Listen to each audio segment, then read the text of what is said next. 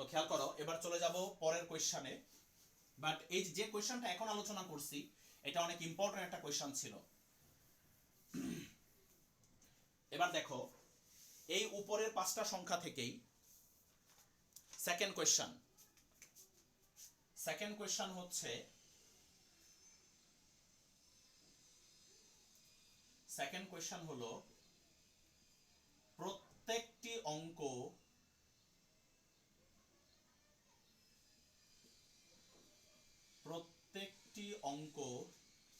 একবার মাত্র ব্যবহার করে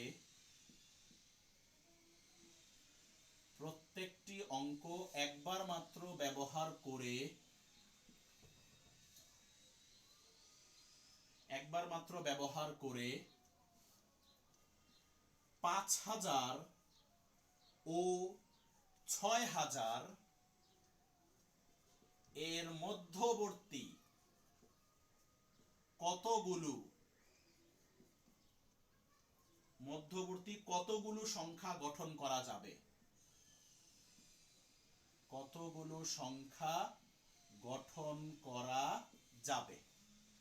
এটা হচ্ছে পরের কোয়েশ্চন। তার মানে উপরের যে পাঁচটা অঙ্ক এই পাঁচটা অঙ্কের প্রত্যেকটা একবার মাত্র ব্যবহার করে 5000 এবং 6000 এর মধ্যবর্তী কতগুলো সংখ্যা গঠন করা যাবে? 5000 এবং 6000 এর মধ্যবর্তী কতগুলো সংখ্যা গঠন করা যাবে? এই কোয়েশ্চনটা খুবই ইজি কোয়েশ্চন। বুঝতে পারলে সলভ করতে 5 সেকেন্ডও লাগবে না। একটু খেয়াল করো, বলছে যে 5000 আর 6000 এর মধ্যবর্তী। আচ্ছা বলো তো, 5000 আর 6000 এর মধ্যবর্তী যে সংখ্যাগুলা, এগুলা কয় অঙ্কের সংখ্যা? বলো কয় অঙ্কের সংখ্যা? 5000 আর 6000 এর মাঝখানে যে সংখ্যাগুলো আছে এগুলো কয় অঙ্কের? কি ব্যাপার? 4 অঙ্কের। হ্যাঁ, 4 অঙ্কের। তো এটা আনসার দিতে এতক্ষণ লাগে? 4 অঙ্কের সংখ্যাগুলা। তার মানে আমাদেরকে 4 অঙ্কের সংখ্যা গঠন করতে হবে, কারণ 5000 আর 6000 এর মধ্যবর্তী বলছে। তাহলে 5000 আর 6000 এর মাঝে যত সংখ্যা আছে সবই তো 4 অঙ্কের সংখ্যা। তার মানে আমাদেরকে কিন্তু 4 অঙ্কের সংখ্যা গঠন করতে হবে। আচ্ছা, এখন মনোযোগ দিয়ে শোনো, যে সংখ্যাগুলো আমরা গঠন করব এই সংখ্যাগুলা কিন্তু 5000 থেকে বড় হইতে হবে আর 6000 থেকে ছোট হইতে হবে, কারণ 5000 আর 6000 এর মধ্যবর্তী সংখ্যা বের করতে বলছে। তাহলে অবশ্যই সংখ্যাগুলা 5000 এর চেয়ে বড় হবে, 6000 এর চেয়ে ছোট হবে। আচ্ছা, এখন মনোযোগ দিয়ে শোনো কথাটা। 5000 এর চেয়ে যদি বড় হইতে হয়, 5000 এর চাইতে যদি বড় হইতে হয়, তাহলে সংখ্যাটার প্রথমে 5 বা 6 থাকতে হবে। প্রথম ঘরটার মধ্যে 5 বা 6 থাকতে হবে। দেখো, প্রথম ঘরে যদি 2 বসে ওটা কি 5000 এর চেয়ে বড় হবে? কখনো হবে না। প্রথম ঘরে যদি 3 বসে ওটা কখনো 5000 এর চেয়ে বড় হবে না। আর প্রথম ঘরে শূন্য তো বসতেই পারবে না। তাহলে 5000 এর চাইতে বড় হইতে হইলে প্রথম ঘরে অবশ্যই 6 বা 5 বসতে হবে।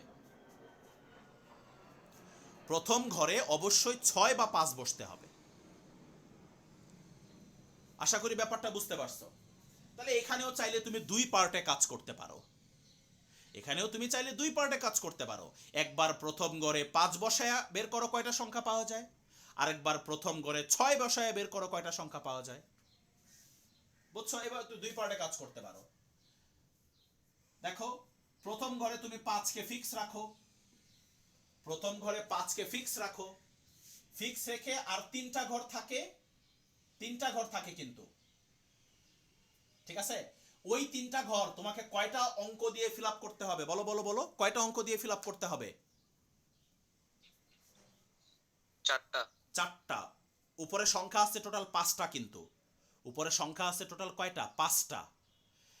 তো সংখ্যা এখানে টোটাল 5টা, তুমি এখানে 5 কে ফিক্স রাখলা, এখানে 5 কে ফিক্স রেখে রেখে রেখে দিছো, তাহলে আর সংখ্যা থাকবে এখানে 4টা, ঘর থাকবে 3টা। ঠিক আছে? তাহলে 4টা সংখ্যা দিয়ে 3টা ঘর এত উপায়ে ফিল আপ করা যায়। 4টা সংখ্যা দিয়ে 3টা ঘর এত উপায়ে ফিল আপ করা যায়, 4p3 উপায়ে। সংখ্যা থাকে কয়টা? 4টা। ঘর কয়টা? 3টা। তাহলে 4টা অঙ্ক দিয়ে 3টা ঘর 4p3 উপায়ে ফিল আপ করা যায়।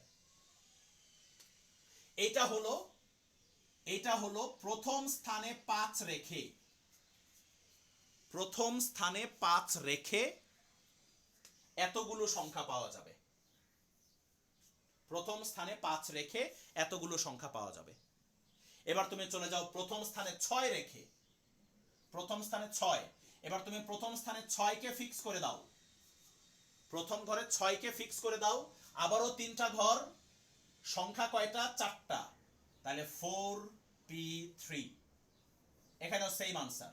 এরপরে এই দুটো যোগ করে দিলেই অঙ্কের টোটাল আনসার বের হয়ে যাবে। এই দুটো যোগ করে দিলেই অঙ্কের টোটাল অ্যান্সার বের হয়ে যাবে। আশা করি বুঝতে পেরেছ।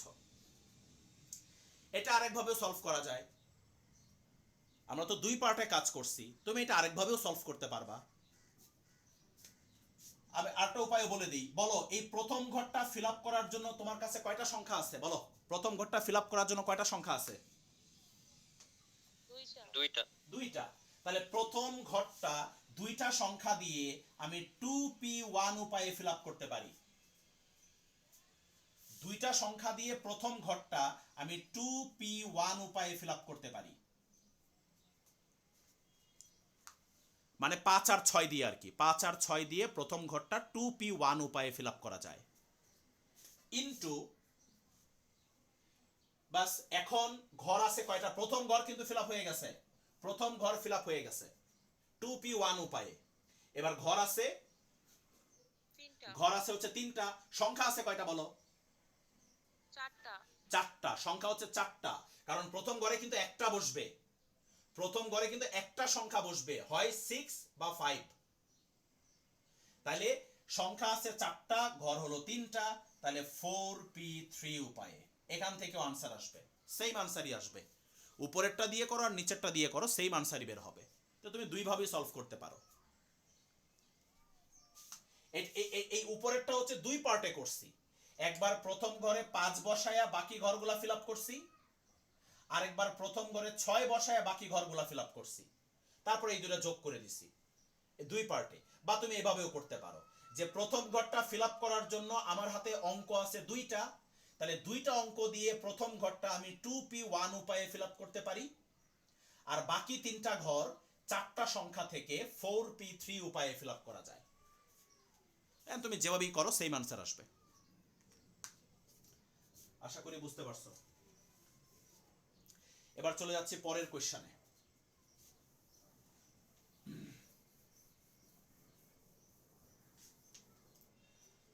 পরের কোশ্চেনটাতে চলে যাচ্ছি। খুব মনোযোগ দিয়ে এই কোশ্চেনটা বোঝার চেষ্টা করো।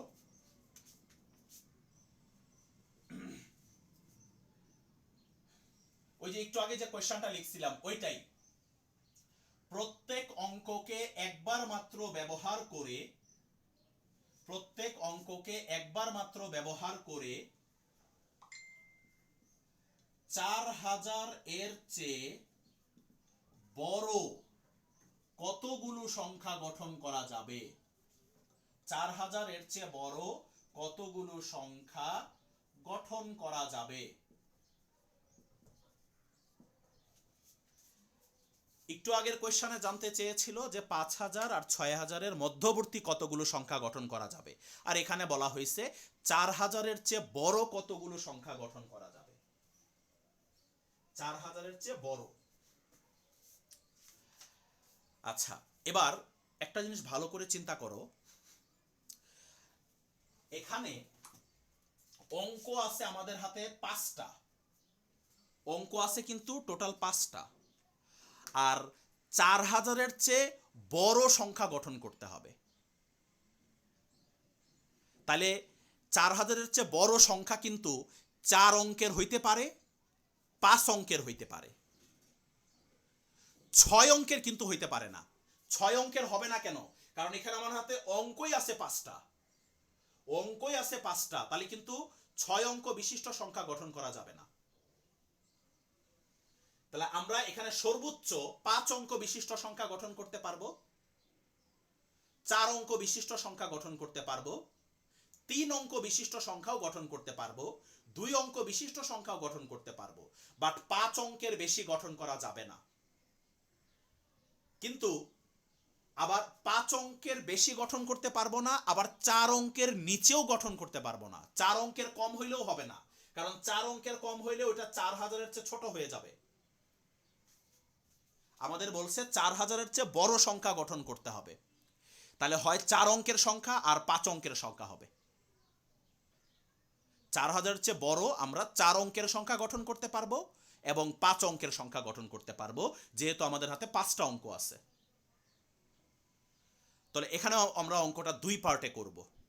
প্রথমে 4 অঙ্কের কয়টা সংখ্যা গঠন করা যায় সেটা বের করব, তারপর 5 অঙ্কের কয়টা গঠন করা যায় সেটা বের করব। ঠিক আছে? আচ্ছা, তো এখন খেয়াল করো মনোযোগ দিয়ে। প্রথমে চলো আমরা 4 অঙ্কের কয়টা গঠন করতে পারি ওটা দেখে ফেলি, এবং 4000-এর চেয়ে বড় হইতে হবে, কিন্তু 4000-এর চাইতে বড় হইতে হবে। তাহলে একটু বলো তো তোমাদের মধ্য থেকে একজন, যে 4000-এর চেয়ে বড় 4 অঙ্কের সংখ্যা যদি গঠন করতে চাই, তাহলে এই 5টা সংখ্যার মধ্যে প্রথম ঘরে কাকে কাকে বসাইতে হবে? 5 কিংবা 6 6 5 6 এবং 5। হ্যাঁ, গুড। 6 এবং 5 প্রথম ঘরে আমি 6 এবং 5 বসাইতে পারবো। তো চলো শর্টকাটে করে ফেলি। তাহলে প্রথম ঘরটা ফিল আপ করার জন্য আমাদের হাতে অঙ্ক আছে 2টা, 6 এবং 5। তাহলে প্রথম ঘরটা এই 2টা অঙ্ক দিয়ে 2p1 উপায়ে ফিল আপ করা যায়,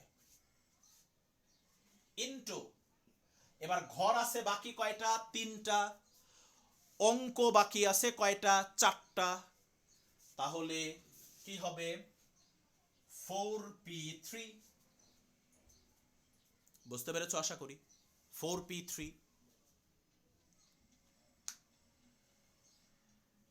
ক্লিয়ার আশা করি সবার কাছে। এটা হচ্ছে অঙ্কের একটা অংশ, একটা পার্ট। মানে 4 অঙ্কের সংখ্যা কয়টা গঠন করতে পারবো? 4000-এর চাইতে বড়, 4000-এর চাইতে বড় 4 অঙ্কের এতগুলো সংখ্যা গঠন করা যাবে। এবার আমরা চলে যাব 5 অঙ্কের সংখ্যাতে।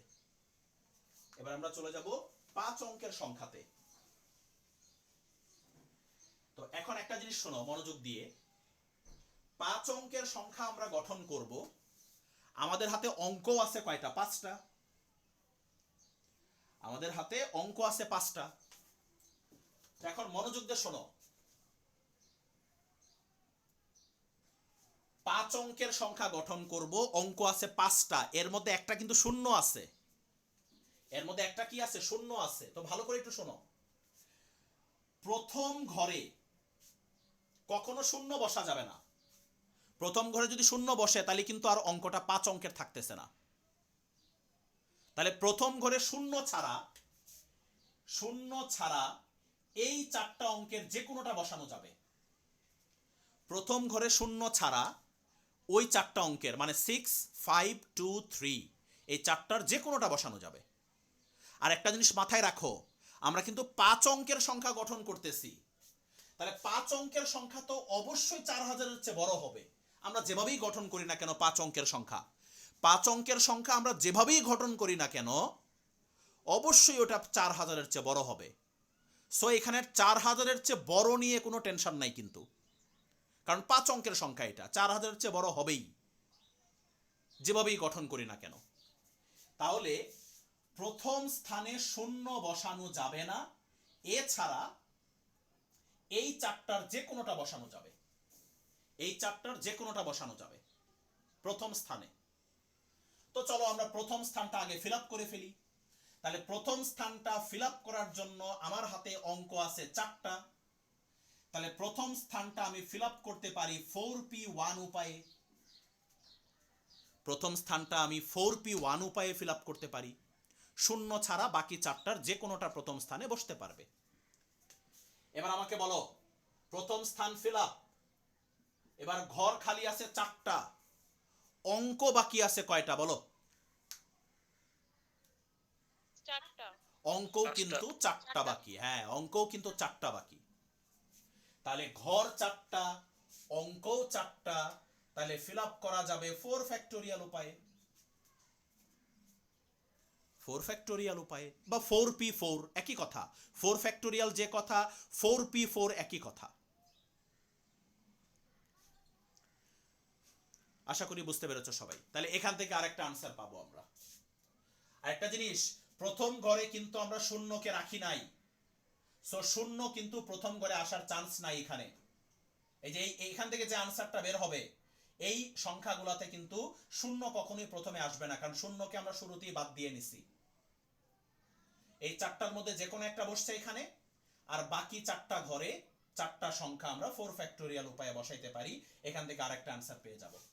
তারপর লাস্টে এই দুটো অ্যান্সার যোগ করে দিবা, যোগ করে দিলেই অঙ্কের টোটাল অ্যান্সার বের হয়ে যাবে।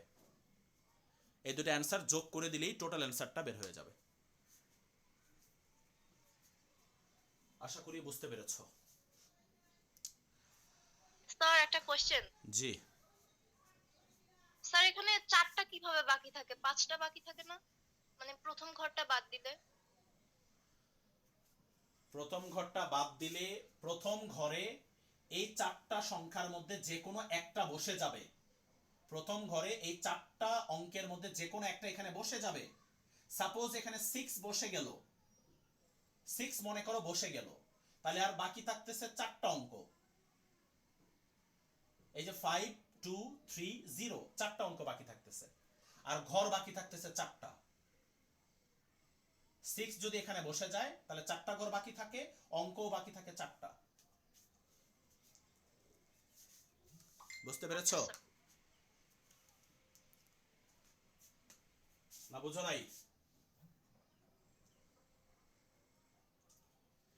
এই প্রথম ঘরটাতে এই 6 5 2 3 যে কোনো একটা বসবে, যে কোনো একটা বসবে এখানে।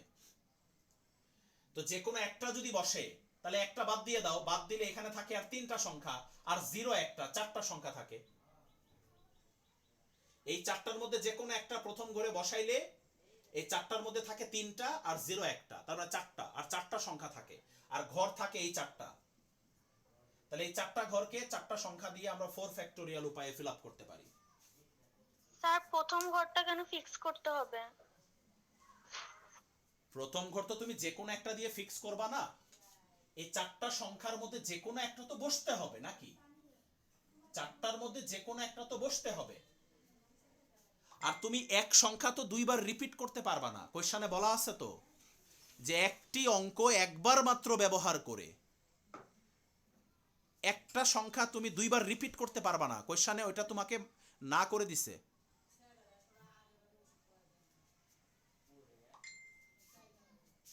তাহলে এই চারটার মধ্যে যে কোনো একটা এখানে বসবে, হয় 6 বা 5 বা 2 বা 3, যে কোনো একটা এখানে বসবে প্রথম ঘরে, যে কোনো একটা বসবে, কিন্তু একটা।